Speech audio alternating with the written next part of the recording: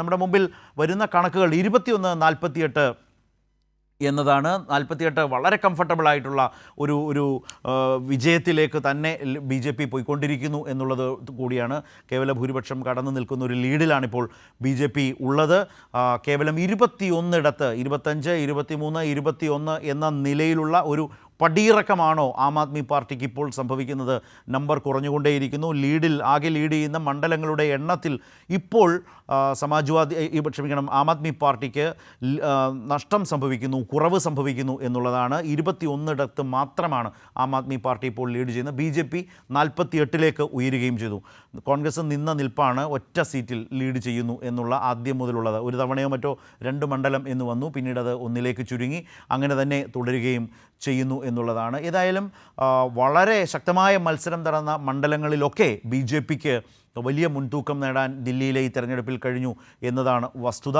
ആ നിലയിൽ B J P Delhi ഭരണം, നിയമസഭാ ഭരണം പിടിക്കും. ദില്ലി കേന്ദ്രഭരണവും നിയമസഭാ ഭരണവും എന്നത് ബി ജെ പി നേടുന്ന നിലയിലേക്കാണ് കാര്യങ്ങൾ നീങ്ങുന്നത്. ആം ആദ്മി പാർട്ടി മുഖ്യമന്ത്രി അടക്കം നേതാക്കളൊക്കെ പിന്നിലാണ്. കെജ്രിവാളും മുഖ്യമന്ത്രിയും മന്ത്രിമാരും ആം ആദ്മി പാർട്ടിയുടെ പ്രധാനപ്പെട്ട നേതാക്കളുമൊക്കെ പിന്നിലാവുന്ന ഒരു സാഹചര്യം തന്നെയാണ് നിൽക്കുന്നത്. അങ്ങനെ ദില്ലിയുടെ രാഷ്ട്രീയ ചിത്രം വ്യക്തമായി കഴിഞ്ഞിട്ടുണ്ട് എന്ന് ഏതാണ്ട് പറയാം. മാറിമറിയാനുള്ള സാധ്യതകൾ വലിയ തോതിൽ ഇനി ഏതാണ്ട് ആ നിലയിലില്ല എന്ന് തന്നെ പറയാവുന്ന വിധത്തിൽ ഒരു ട്രെൻഡ് സെറ്റ് ചെയ്തിരിക്കുന്നു എന്ന് തന്നെ സെറ്റ് ചെയ്തിരിക്കുന്നു. ട്രെൻഡ് മനസ്സിലാക്കാൻ കഴിയും വിധത്തിലേക്ക് പ്രകടമാണ്, വ്യക്തമാണ്. ആകെ 70 നിയമസഭാ മണ്ഡലങ്ങളുള്ള ദില്ലിയിൽ ബി ജെ പി വ്യക്തമായി 48 ഇടങ്ങളിൽ ലീഡ് ചെയ്യുന്നു എന്നുള്ളതാണ്. 48 ഇടങ്ങളിൽ ലീഡ് ചെയ്യുന്നു. അതായത് 40 കടന്നുള്ള ഒരു നമ്പറിൽ തുടർച്ചയായി ഇപ്പോൾ ബി ജെ പി ലീഡ് ചെയ്തു വരികയാണ്. വിഷ്ണു, 48 എന്നുള്ളതിൽ ബി ജെ പി തുടർച്ചയായി ലീഡിലെ ആ നമ്പർ അങ്ങനെ കീപ്പ് ചെയ്ത് നിലനിർത്തി പോവുകയാണ്. ആം ആദ്മി പാർട്ടിയുടെ കയ്യിലിരിക്കുന്ന സീറ്റുകളുടെ എണ്ണം കുറയുന്നുമുണ്ട്. ശരത്, തീർച്ചയായിട്ടും ആം ആദ്മി ഒരു തിരിച്ചുവരവ് നടത്തിയ ശേഷം ഇപ്പോൾ വീണ്ടും പിന്നിലേക്ക് പോവുകയാണ്. ആം ആദ്മി 21 ഇനിയൊരു തിരിച്ചുവരവ് ഏറെക്കുറെ അസാധ്യവുമാണ്.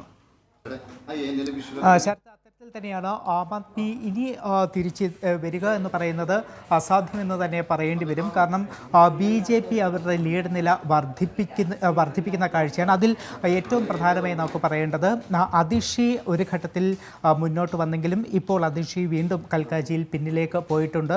കോൺഗ്രസ് പല മണ്ഡലങ്ങളിലും 2ാം സ്ഥാനത്തേക്ക് എത്തി നിൽക്കുന്നു. കോൺഗ്രസ് അവരുടെ ഒരു വോട്ട് ഷെയർ ഇത്തവണ വർദ്ധിപ്പിച്ചിട്ടുണ്ട്.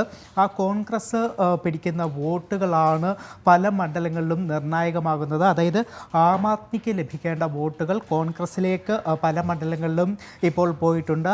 അത് ബി ജെ പിക്ക് വലിയ അഡ്വാൻറ്റേജായി മാറുന്നു എന്നതാണ് ഇപ്പോഴത്തെ ഒരു ട്രെൻഡ് അനുസരിച്ച് നമുക്ക് പറയാൻ കഴിയുന്നത്. ശരത്.